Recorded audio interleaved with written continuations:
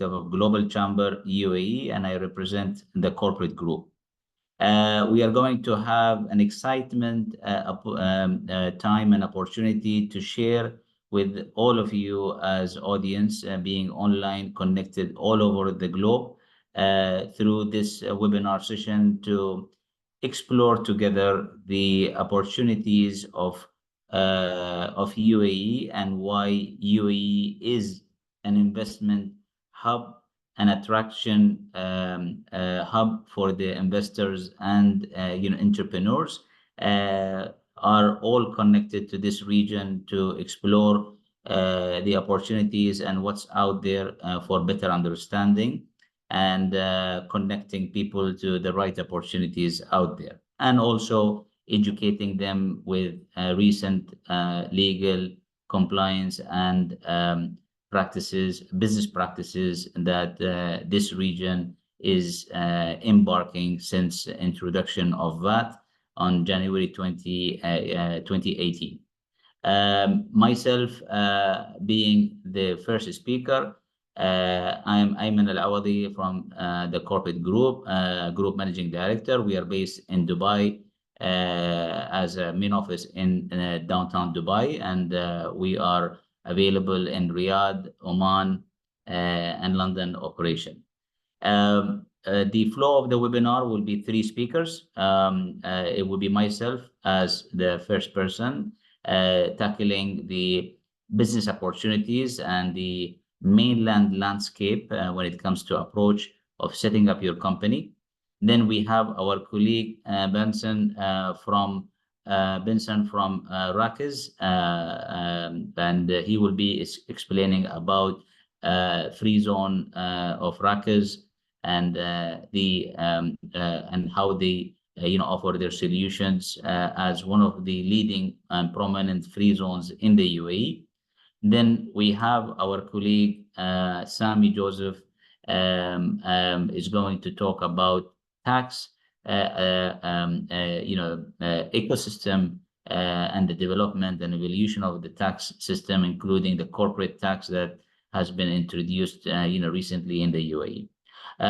Without further ado, I will proceed for my PowerPoint presentation, and feel free, dear audience, to put your questions in the chat box. We will be coming back to these questions and answering them one by one, as we have a small slot of Q&A at the very end of the session. Please allow me to share my screen in a moment.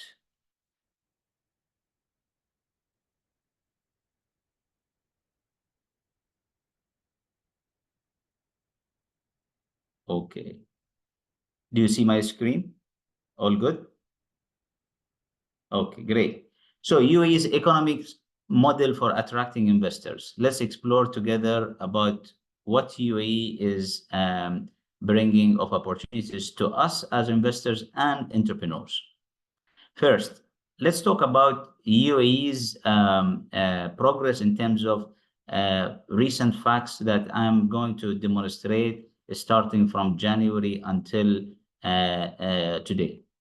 First, the World Bank projected UAE's GDP growth would be around 3.7% beginning of the year, while the global growth had been hovering around 2.4.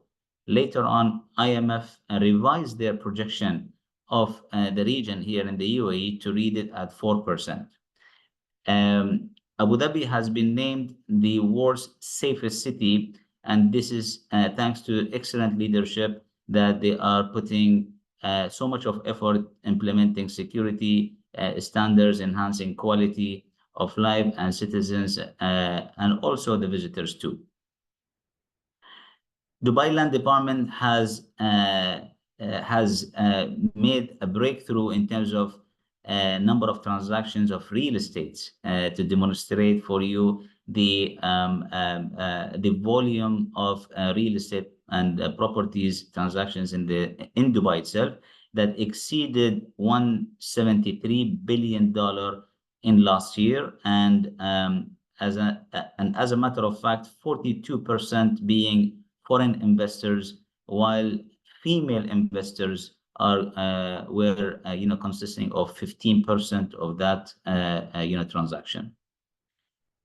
UAE ranked as the second global emerging economy in the world, coming right after China, as per FDI Confidence Index, and this is also another evidence that that UAE is continuing introducing investment friendly policies to the region here. And the last but not least, UAE has been actively pursuing bilateral agreements with many nations, and they have been focusing their energy on establishing CEPAs, which is comprehensive economic agreements with number of nations. It started with India in 2021, and recently they have concluded one last week with Chile. And this is going to actually boost the trade and investment flows between the UAE and its trading partners, and providing a platform of deeper economic cooperation.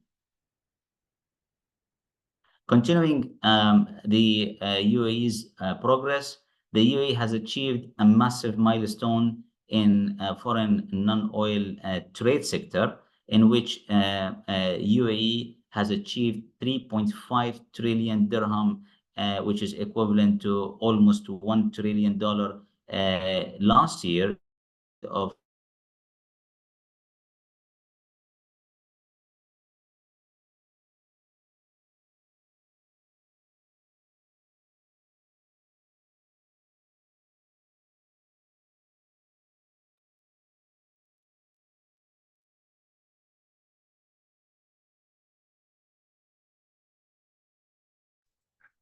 Ayman, your screen is frozen. That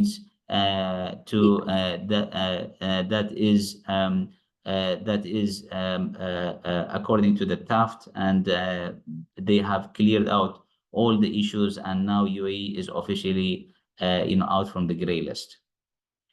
UAE has clinched the 10th place and the first regionally ranked in the global soft power index for the first time, through 100 out of 193 nations, and also UAE ranked as the strong as number one in the strong and stable economy indicator of that index. Dubai was attracted third for attractiveness of cities of the best international talents, right after London and New York. And this demonstrates for you that Dubai has been always a magnet place, a landing opportunities for talented people to choose Dubai among all international cities. UAE is also ranked as one of top countries globally for entrepreneurship to launch their startup, and this is ranked as a third country in the world according to the source that I have been sharing with you. In order for us to grasp the opportunities and doing business in the UAE, it's very important to understand what are the UAE is doing in terms of initiatives and programs to promote and boost the ecosystem of UAE's economy. So therefore, these are some of the sustainable development activities that the UAE economy is famous for. So let's go through one by one to understand what UAE is doing for the trade and the business ecosystem. Dubai International Growth Initiative is a launch pad.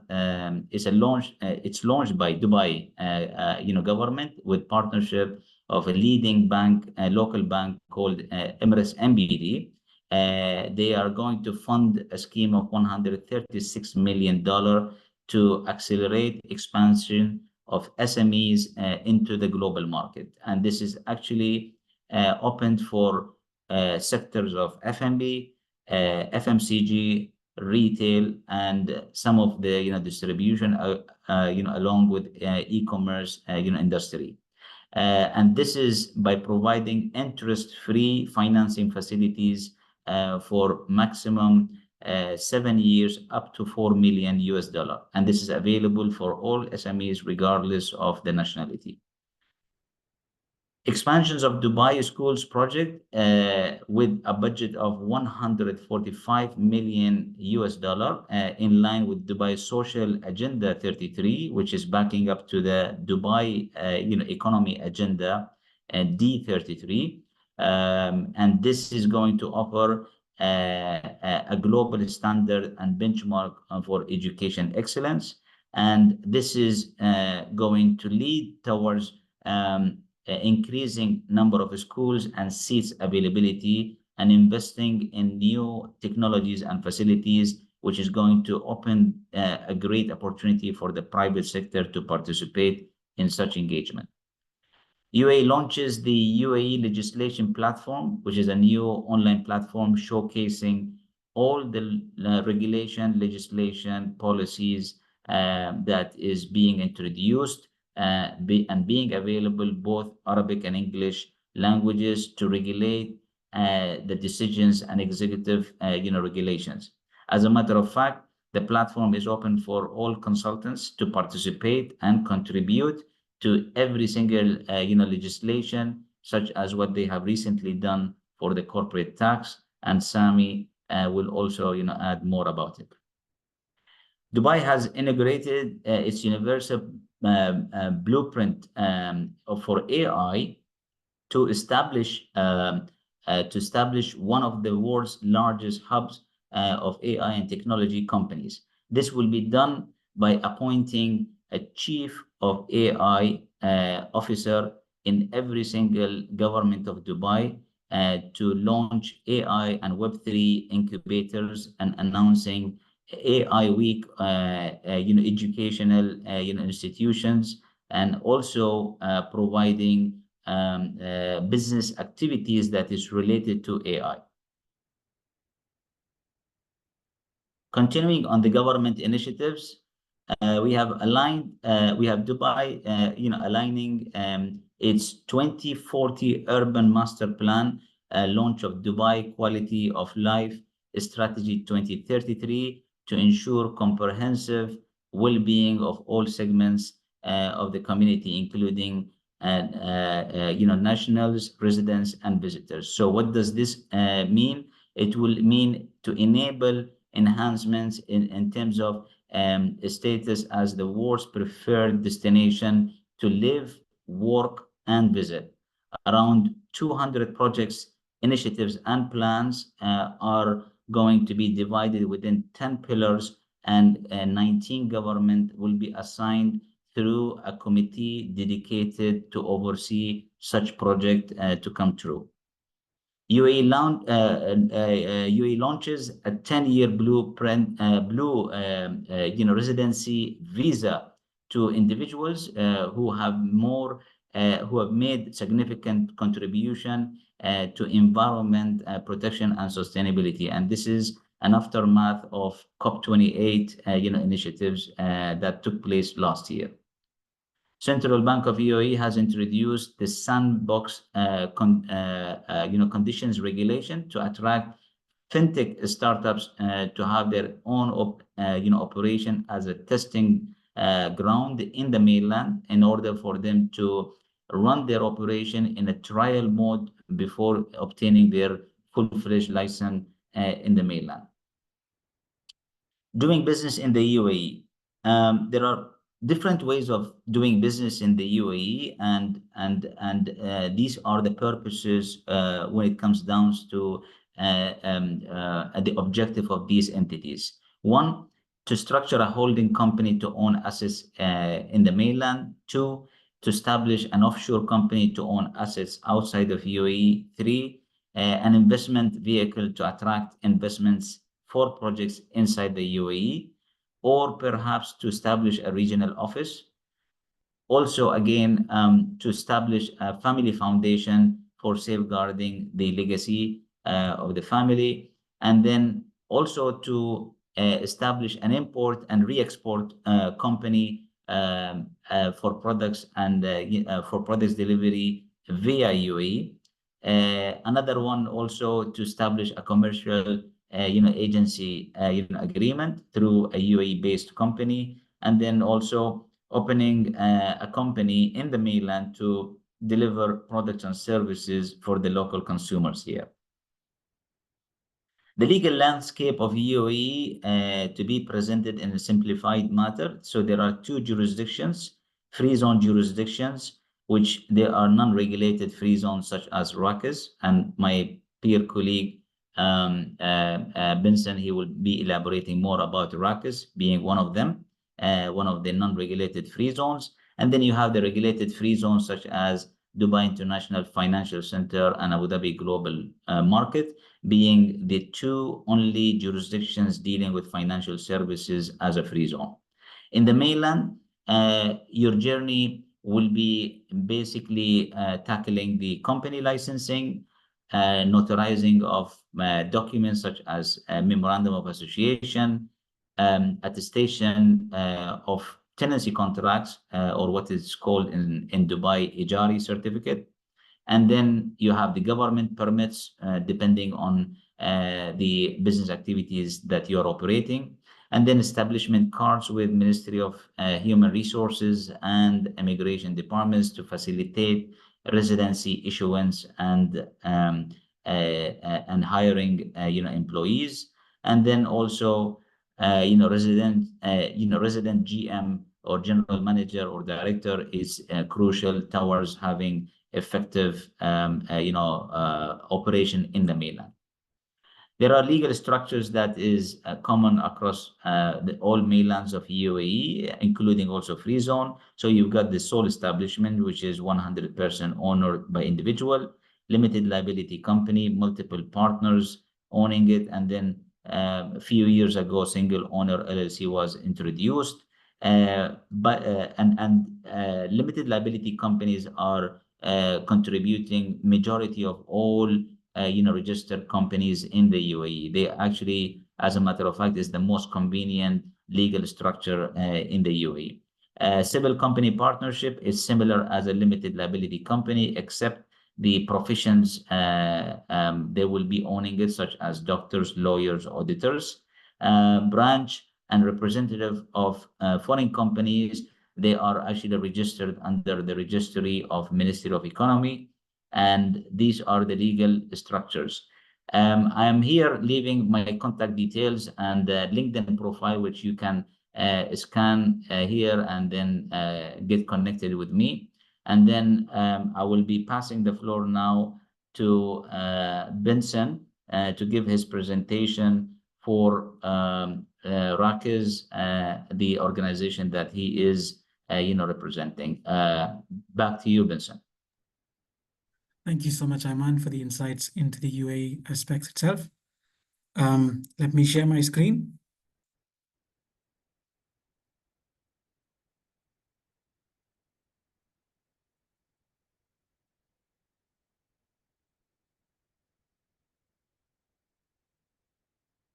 If somebody could confirm if my screen is visible. Thank you. Yep. So good evening, everyone from the United Arab Emirates. I know that some of you are in different parts of the world. So if it's morning there, sunshine there, then good morning. And if it's almost close to bed, sorry to keep you waited, but good evening to everyone. Thank you for giving your time and for joining this session today. I'll quickly introduce myself. I'm Benson Matthew, Business Relationship Manager at Ras Al Khaimah Economic Zone, wherein I have successfully helped over 3,000 plus companies with their legal setup in the UAE. And I'm thrilled to have this opportunity to share some of my knowledge and insights into setting up a company in the UAE. I have experience of over almost 10 years in the same line of work. And it gives me great pleasure to share some of that with you today. Today's webinar is all about setting up a business in the UAE and its tax implication. I intend to cover mainly the aspects and give you a welcome to the Emirate of Ras Al Khaimah, which is one of the 7 emirates in the United Arab Emirates, and it is the northernmost emirate in the UAE. Oftentimes, if I'm not mistaken, in Arabic, it's also called as top of the tent because it is the northernmost emirate in Ras Al Khaimah. and I would walk you to introduce you to Ras Al Khaimah Economic Zone and showcase the ease of setting up a company with us. To walk you through, actually, in the UAE, there are almost 40 plus multidisciplinary free zones in which expatriates and foreign investors can have full ownership of companies. We are one of the leading free zones called Ras Al Khaimah Economic Zone.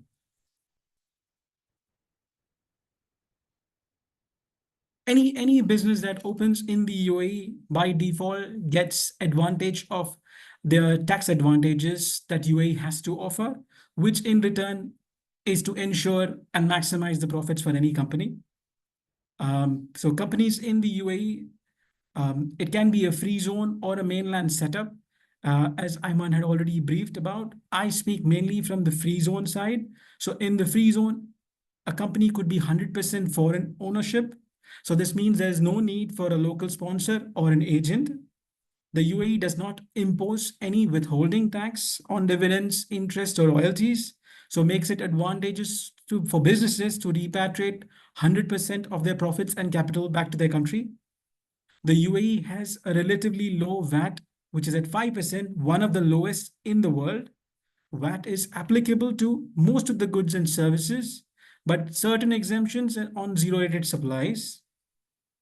The UAE has also signed double taxation avoidance agreement with more than 137 countries, which helps businesses avoid being taxed on the same income twice and promotes cross-border trade and investment. In the UAE, we also enjoy a zero personal income tax on salaries and wages, so which is beneficial for people who work here and for the employers as well. Recently, the UAE introduced corporate tax, which is at 9%. However, it is still the lowest in the UAE, and there are designated free zone, qualifying free zone activities, which may qualify even for corporate tax exemption.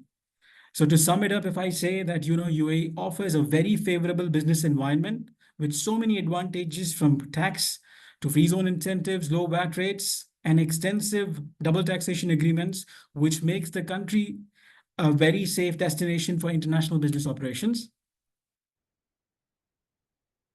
So I come from the Emirate of Ras Al Khaimah, so I would say is why Ras Al Khaimah. Ras Al Khaimah offers the same benefits what UAE has to offer, but in addition to this, in Ras Al Khaimah, the cost of setting up and operating a company is almost 25 to 40% lower, making it a cost-effective and affordable business solution for somebody starting.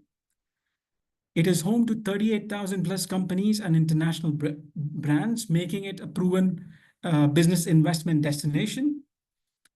RAK as an emirate is A-rated by both Fitch and S&P, which indicates a very high level of creditworthiness and low risk of default. So it's a safe, secure, and stable place to invest.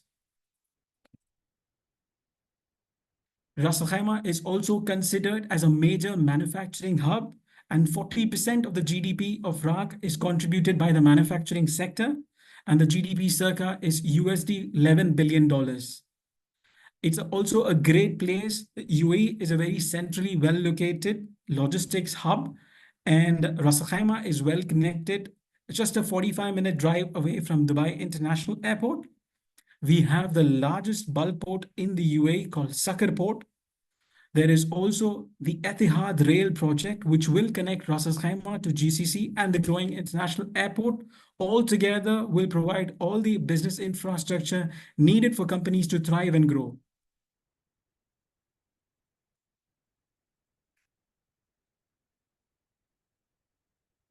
This is something that our ruler stands by.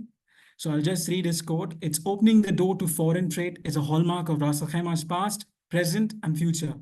Today, we honor our heritage by welcoming the investors of the future. Quote unquote, His Highness Sheikh Saud bin Sarkar Al Qasmi, UAE Supreme Council member and ruler of Ras Al Khaimah, and this same thought resonates in all our hearts. We have the world's longest zip line, which is in Jabal Jais, which is a mountain which has the tallest peak in the UAE. Recently, last year, the fireworks in Ras Al Khaimah, the firework display was a Guinness World Record holder. We have the biggest and the largest Hilton by Hamptons is located in Ras Al Khaimah. We already discussed Sucker Port being the largest bulk handling port in the Middle East. Two companies that I would want to speak about, which speak volumes in Ras Al Khaimah, is the city is headquarters of Rock Ceramics, which is the world's fourth largest ceramic provider. The company produces 123 million square meters of tiles and 5 million pieces of sanitary ware every year. It employs 12,000 employees and is listed on the Abu Dhabi Security Exchange in the UAE. Its annual turnover is estimated at $1 billion.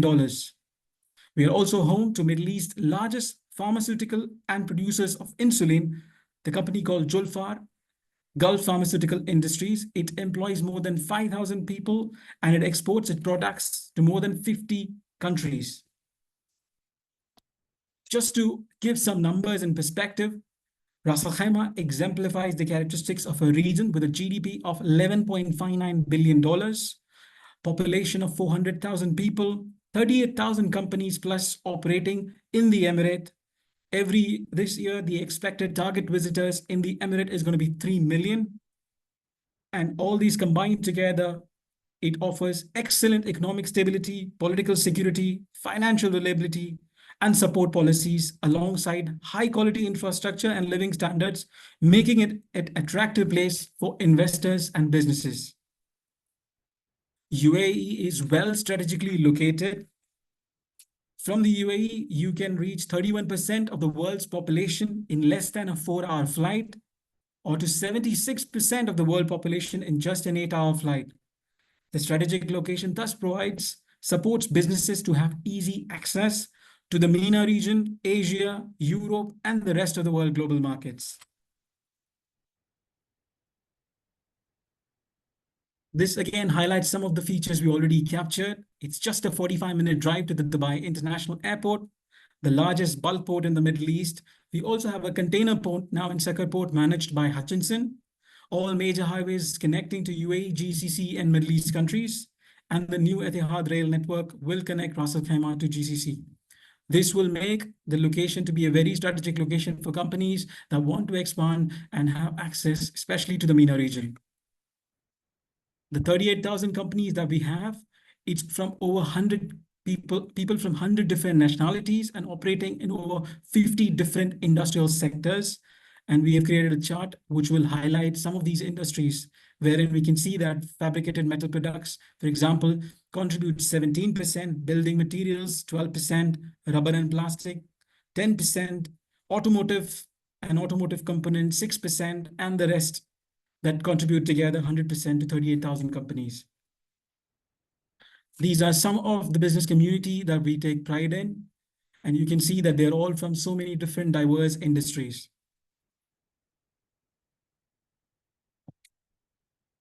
In Ras Al Khaimah, we believe in live, work, and play. So we already discussed about the work and the opportunities that it brings, but it's also home to the beautiful Jabal Jais mountain, the highest peak in UAE.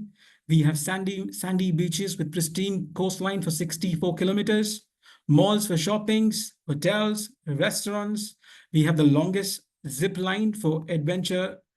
We have 2 golf clubs, cinemas. There are hiking trails to the mountain, bowling centers, football pitches. There's opportunities for camping in the desert, cycling tracks, sailing clubs, water sport activities, and so much more that everyone will have something or the other that they definitely will enjoy. Ras Al Khaimah was recently also ranked the 4th best city globally for expats to live and work. All the amenities available from hotel apartments, furnished apartments, villas, apartments, duplex.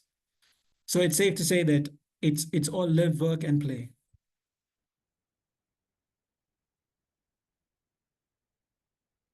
Now I'd like to speak mainly about is Ras Al Khaimah Economic Zone. Ras Al Khaimah Economic Zone is a business powerhouse and a leading industrial hub.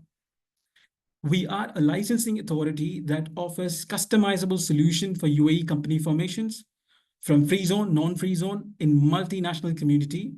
We are home to 23,000 plus companies in Rakesh that flourish in over 50 different sectors. Established by the government of Ras Al Khaimah, we are one of the largest economic zone in the region, supporting startups, entrepreneurs, SMEs, industrialists with their business setup process and requirements. We are spread across 43 million square meter. We provide a wide range of business licenses in the UAE. We support residence visa services, customizable facilities, as well as value-added services, including recruitment, procurement, marketing, and many more. Rakis is mainly divided into 6 dedicated zones. We have 3 industrial zones, 2 business zones, and we have an academic zone, and we also have recently introduced a campus co-working. If you see in the industrial zones, the largest one is the Al Ghail Industrial Zone, which is this one, what we see. It's an ideal choice for companies establishing large-scale industrial manufacturing enterprises. The next we have is the Al Hamra Industrial Zone, which is a modern magnet for light industries as well as heavy industrial projects. And then we have is the Al Hulayla Industrial Zone for businesses that are more on the heavier side of industrial manufacturing. And these 3 zones are being classified as designated zones in the UAE. We also are home to the Rakes Academic Zone. This is for home of qualified international educational institutions and service providers. Then we have the 2 zones, which is the business zone and the Al Hamra business zone. This is a modern zone for SMEs and freelancers comprising of first-class business centers with perfectly located between the city center and the other neighboring Emirates. We also have something now recently launched, a campus co-working space. This place is created for investors to collaborate and connect with like-minded people.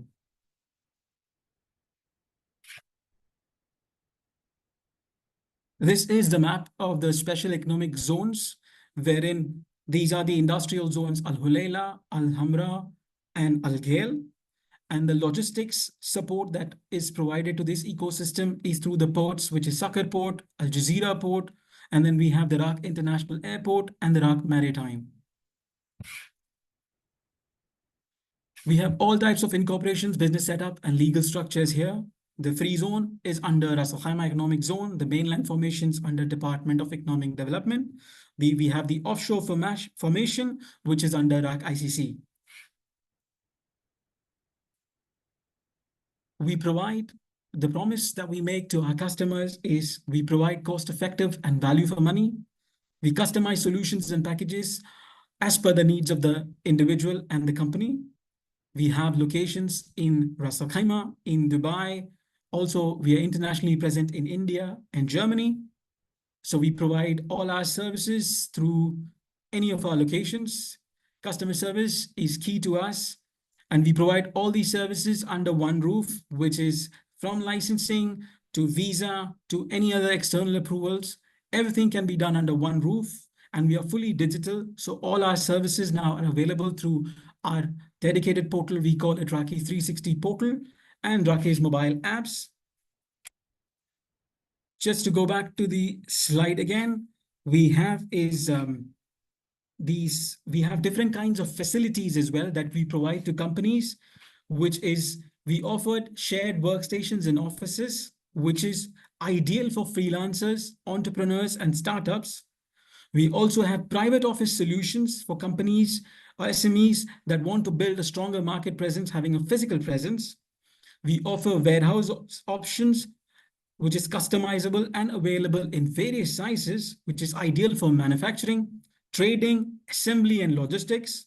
Not just that, we also provide land for development, and that comes in various sizes, which is again ideal for manufacturing, logistics, and service industry projects. We are one of the few free zones that we have a convenient on-site housing, staff and labor accommodation inside the premise itself.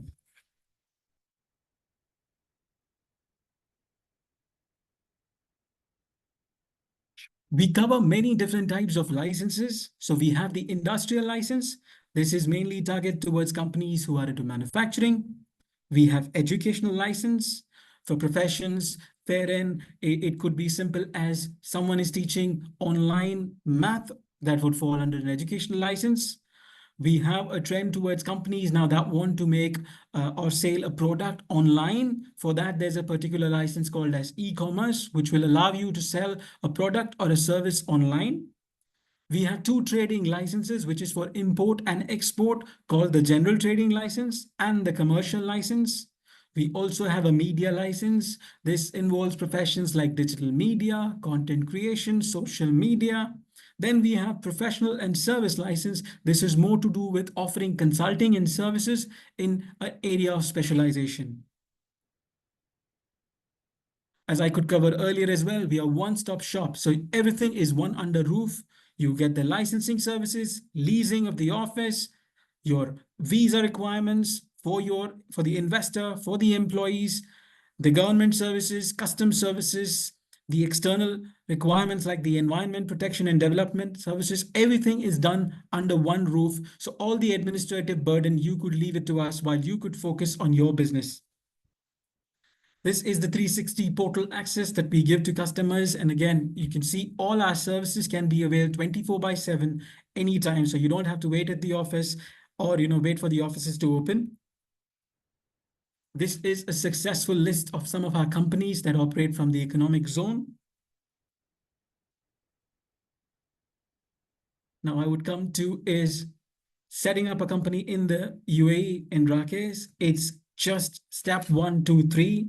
So basically, whether you are an entrepreneur, a freelancer, an SME, or a large industrial enterprise, we will have a solution to suit your stage of development. Our team of experts will first understand and study your requirements and then tailor the most suitable package and services to offer you. We are expert in all things company formation in the UAE, so you will be in safe hands. We aim to make running and setting up of your business in the UAE as an easy 1, 2, 3 as you see on the screen. Customize your package, so we will help you select the suitable legal entity, the correct license that you will need, and the facility that you will need to run the business. The application submission and documents, everything is done digital through a portal, and we will guide you with the form filling, application submission, ensuring that all requirements are completed. And step 3, you receive your license and you will proceed with the visa, and it all will take in a matter of just few days. This is what I had to speak about the Emirate and the free zone. I have a video since we are all living in different parts of the world now today. So we can't go to Ras Al Khaimah, but I want to bring Ras Al Khaimah to you through a video that we have. So allow me to share my screen and share the video of Ras Al Khaimah.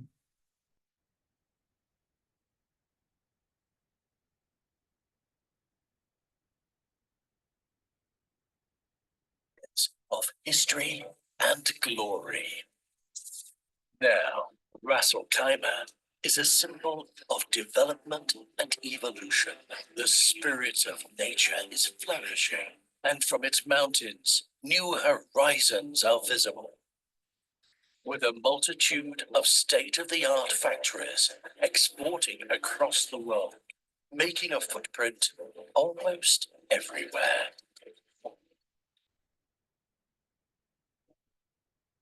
With its 5 ports located at the shores of the Arabian Gulf, Ras Al Khaimah has become an international gateway for all kinds of marine services and shipping, and its coasts are pulsing with life.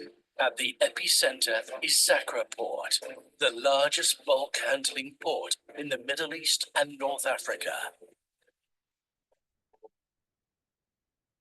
For those with drive and ambition, they will find in Ras Al Khaimah an established and diversified economy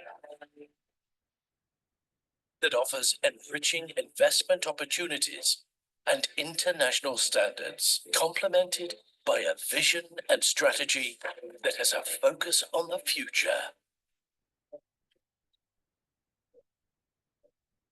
Ras Al Khaimah is a base for leading international companies, and it has become a respected and reputed place for business, as well as a key exporter of high-quality products across many major economic sectors.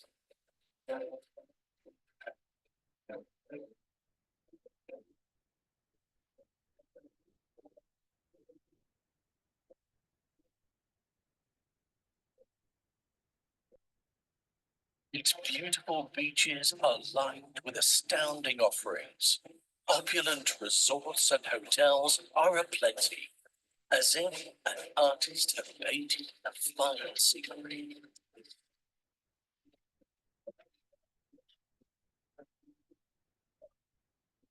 For those who dream of reaching the peak of adventure, they will see scenery like no other in a tourist paradise. When the rays of the sun reach over the mountains, bear witness to a spectacular horizon.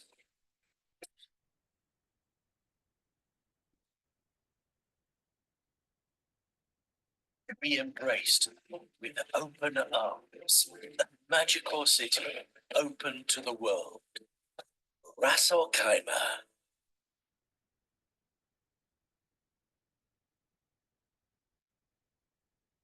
Thank you so much, everyone, for your time and attention. So this was mainly from my side. I think I'll hand over the floor now next to Sami, who will walk us through the tax implications and benefits. Thank you, Benson. Thank And the Sorry, floor go now is passing to you, to Sami. You can start showing or sharing your screen and the presentation. Thank you, Ayman, and thank you, Benson, for your presentation as well. I think we are running a little bit short of time, so I'll try and be critical and quick as well. So good morning and afternoon, evening, everyone, and thank you for joining us today on our webinar on tax benefits of setting up a business in the UAE. My name is Sami Joseph, co-founder and managing director of ProTax Levant, with 20 years of experience in the UK and international taxation. Today, I will explore why the UAE is considered one of the most attractive destinations for businesses, particularly focusing on its tax advantages. So let's get started. The UAE is known for its economic stability and rapid growth, as the guys mentioned in their slides, so I'm trying to skip on those ones. It's highly attractive to entrepreneurs and investors. The strategic geographic location of the UAE, bridging the East and the West, provides unparalleled access to emerging and established markets. Additionally, the UAE boasts world-class infrastructure, advanced logistics, and a robust legal framework, making it an ideal place to set up a business. So there are lots of no's and lows in UAE tax benefits. Some people would like to call no corporate income tax. Some of them say there are corporate income tax. For me, I would like to say no's and lows, as in describing the corporate income tax in the UAE.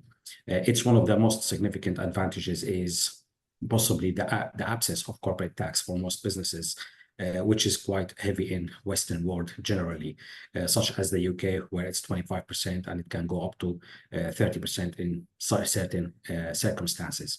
Historically, the UAE had no corporate income tax. The VAT was introduced in 2018. However, starting in 2023, the UAE has introduced a federal corporate tax regime with a standard rate of 9%. This headline rate could change depending on how large is the group. For large groups turning, let's say, over 750 million euros a year, they will be in a different regime altogether. However, the 9% is still relatively low compared to global standards. Additionally, businesses in free zones and small businesses below a certain income threshold continue to enjoy significant tax exemptions.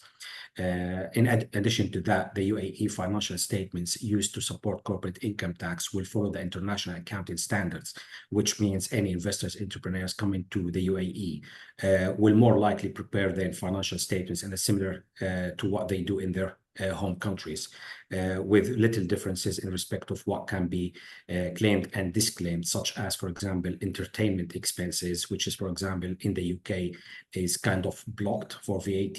In UAE, you can claim up to 50% of it. This is just one example, but the general rules are pretty much the same across most countries around the world, and the UAE has followed suit. Basically, as I said, we've got the key highlights of the presentation. No or low corporate income tax. As Benson mentioned, there is no personal income tax at the moment, which also could change at some point in the future.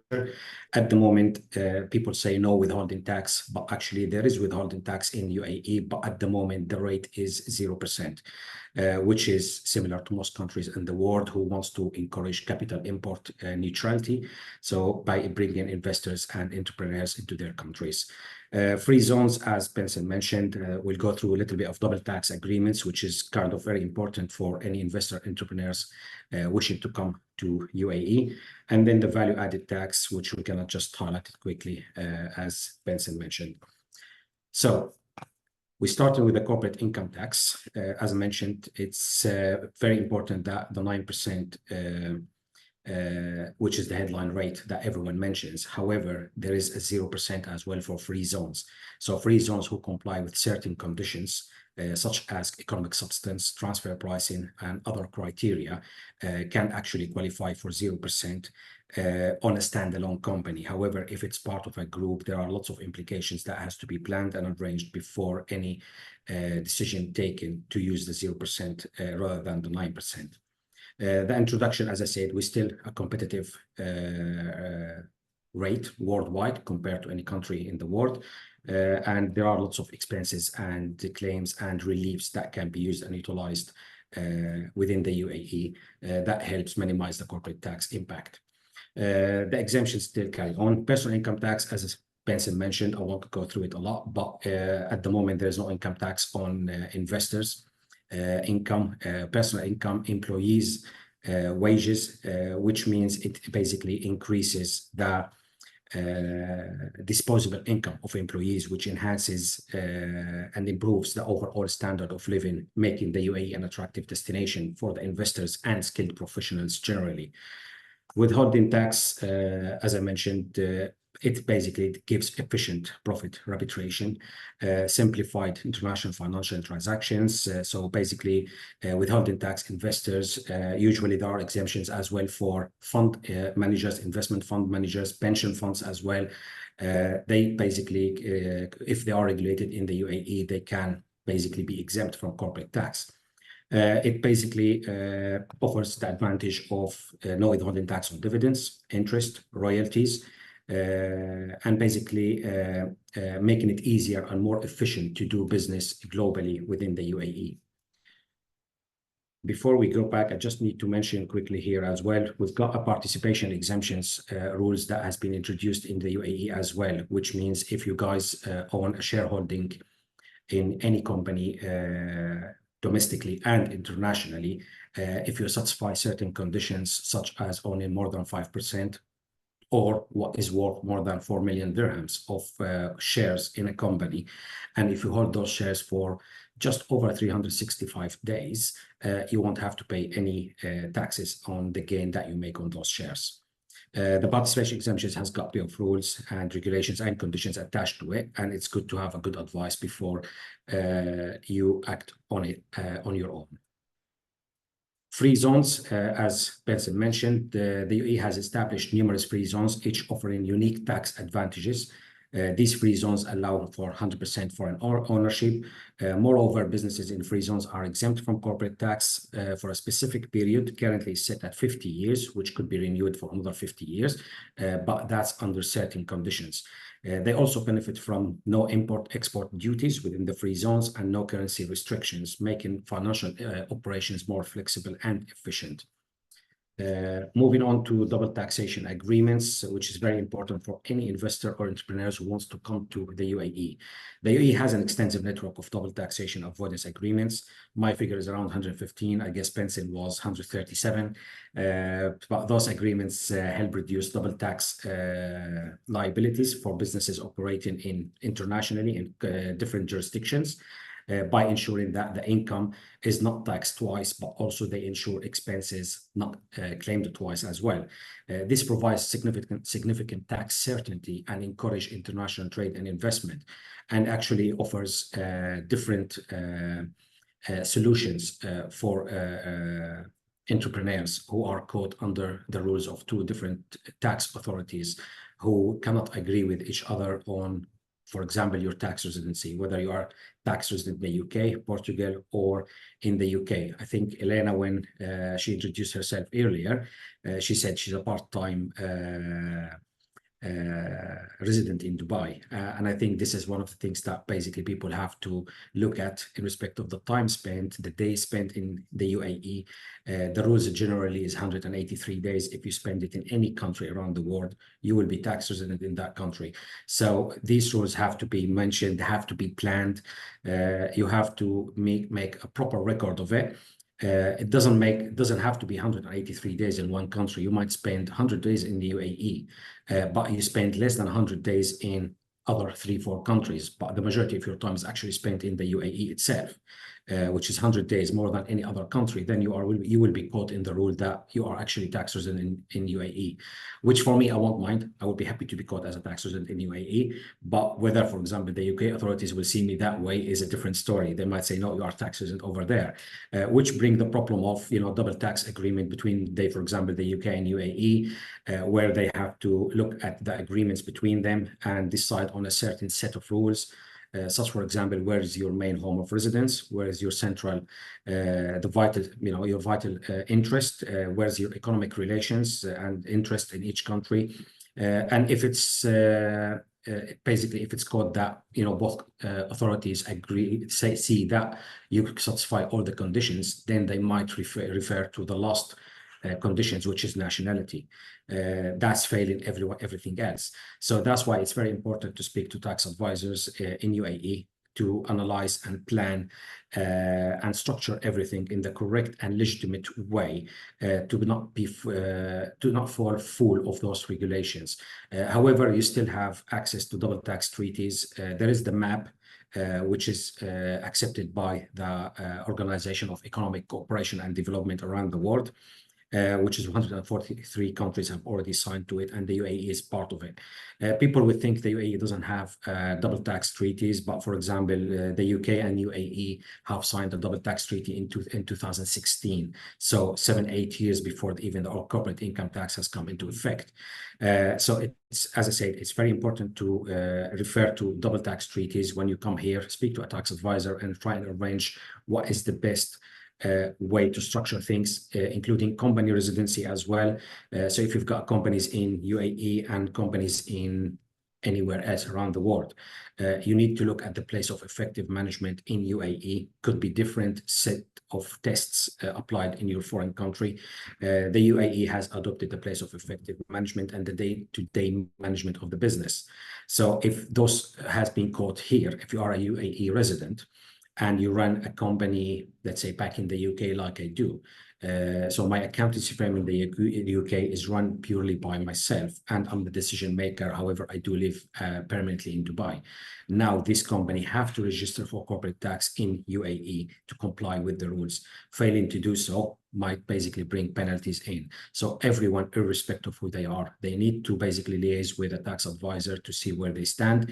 That's in UAE, and they're back home as well. But I guess for me, I think this is most of the things that would be covered, because the rest has been added in. For me, corporate income tax at 9% is still low compared to where I came from, the UK, with heavy taxes. Even if personal income tax come later on, it won't be as bad as 40-45% in the UK. I think the infrastructure, the country itself, the people, the mix, for me, I call Dubai is like a small United Nations, where you see people from all over the world living over here.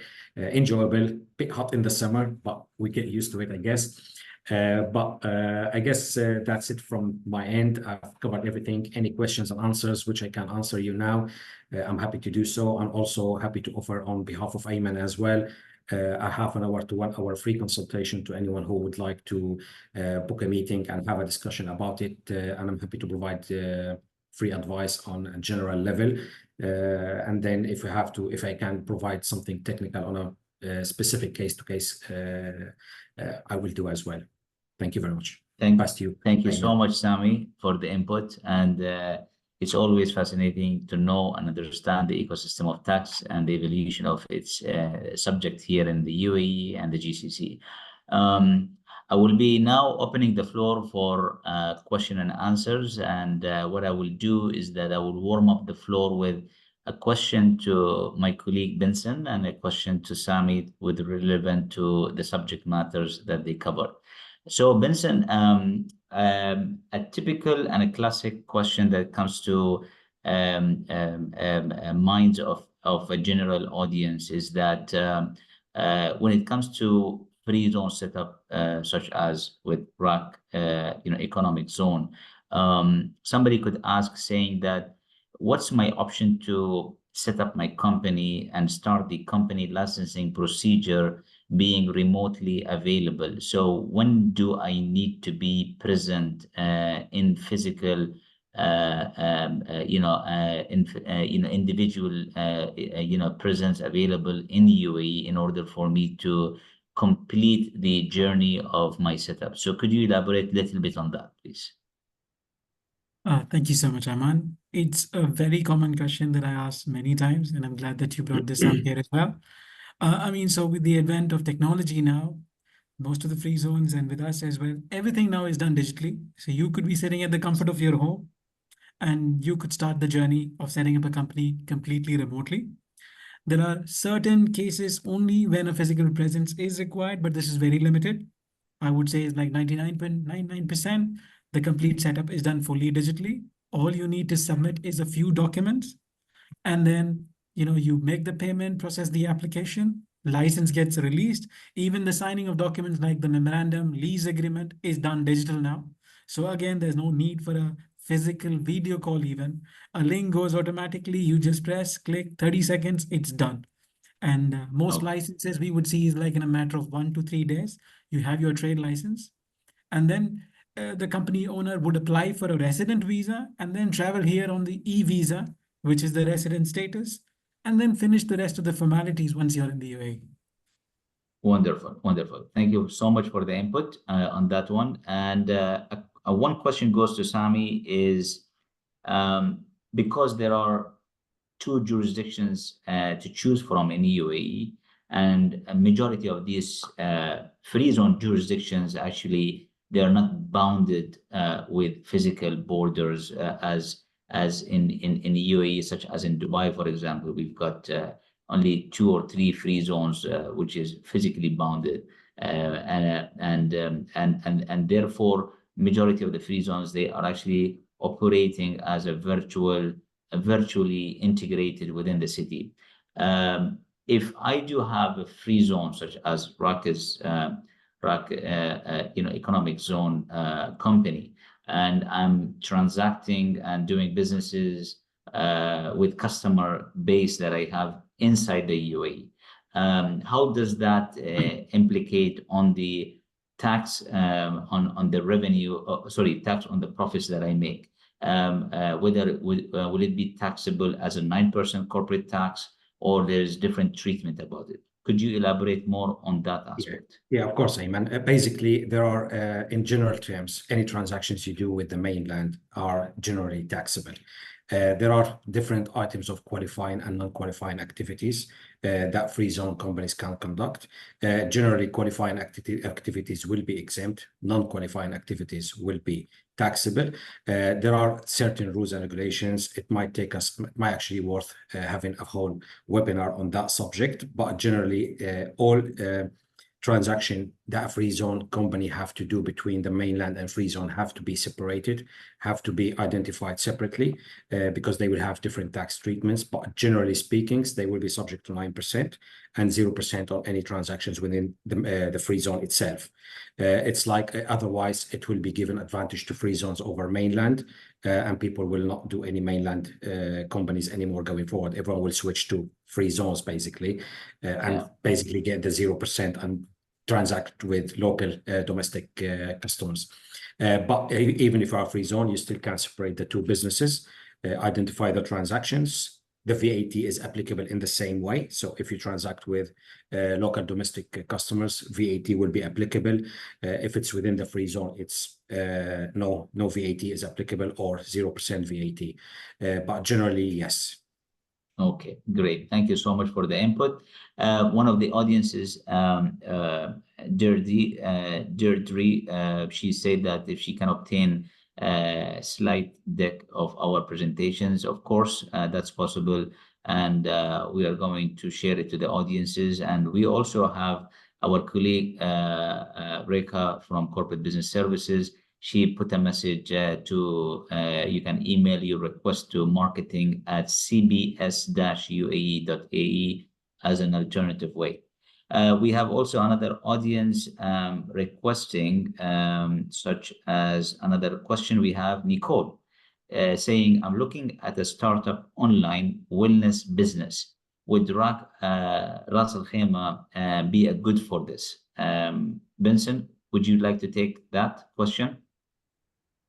So I would say it's like there can be a possibility in the online space under an e-commerce license, but this will need me spending at least some time consulting and just identifying what is the intent and then look around at the possibility. So to keep it short, there can be a possibility under an e-commerce license, but if she can connect with the team and then, if a consultation is needed, I'd be more than happy to sit and have a chat.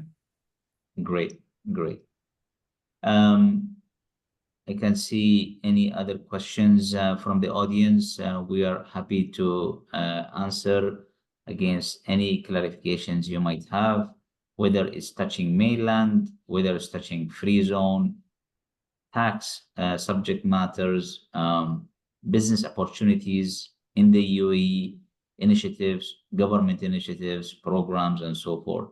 We are there. We are here for you to answer your clarifications. Nicole is asking for contact details of Vincent. We will be sharing you can also put the contact details in the chat box so then everybody can see.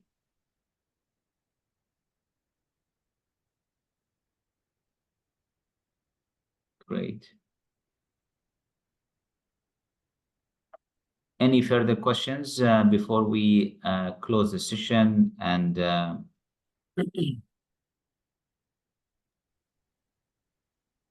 guess we've got a question from Diridri.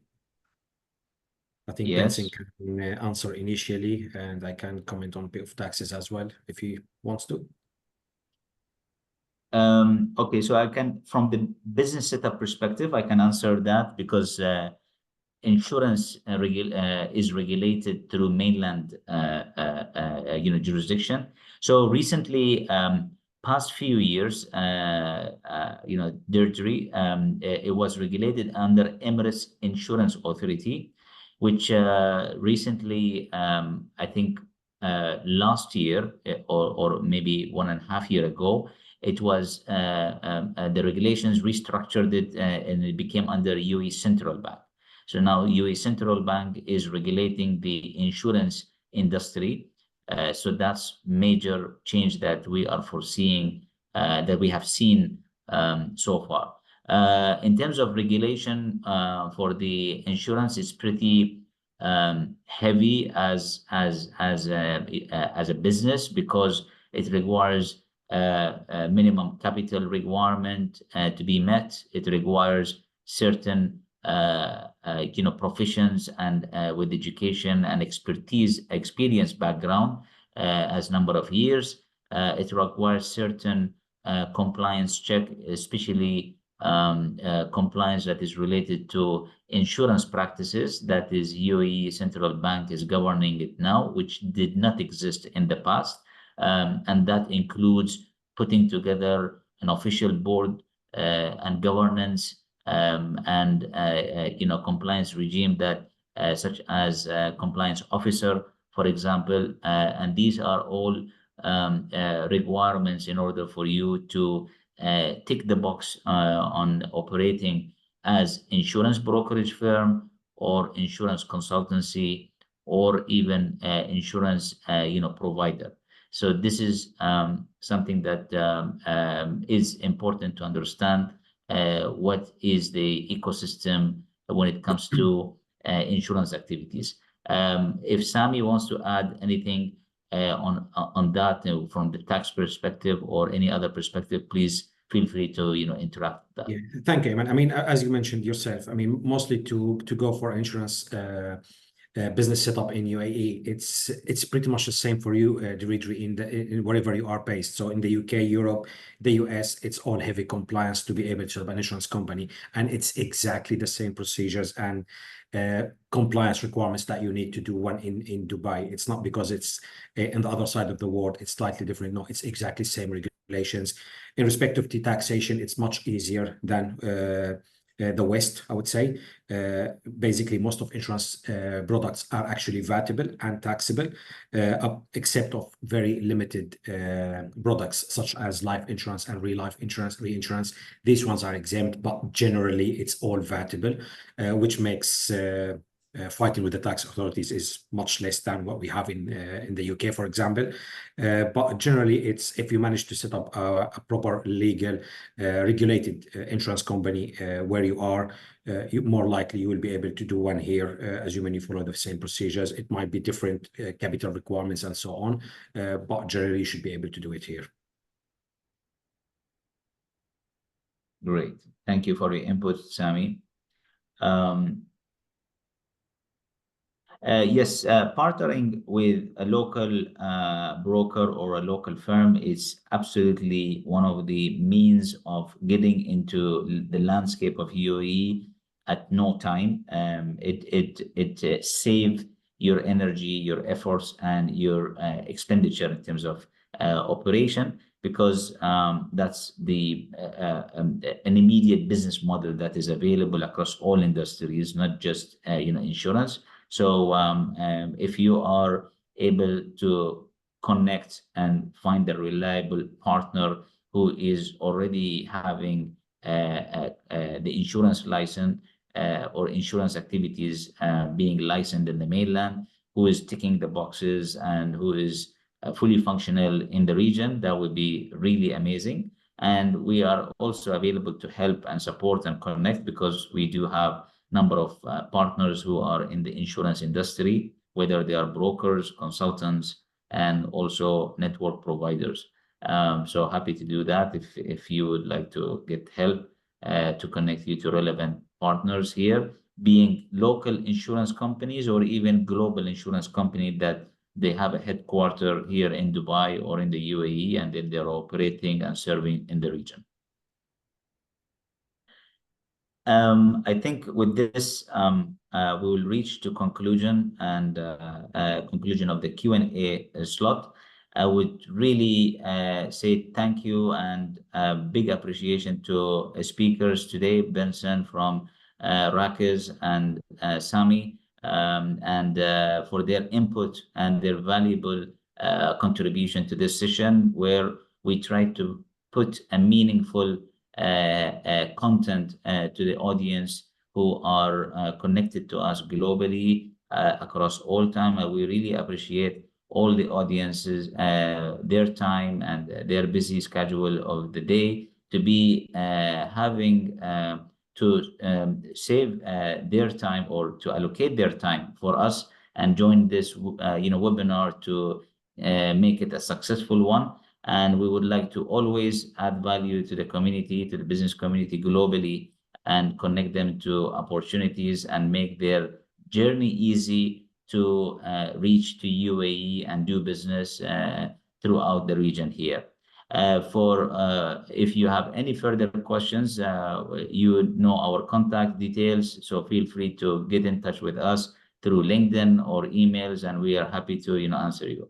Again, once again, thank you for everyone, speakers, audience, and we should be looking forward to see you again. Thank you. Thank you. Thank you.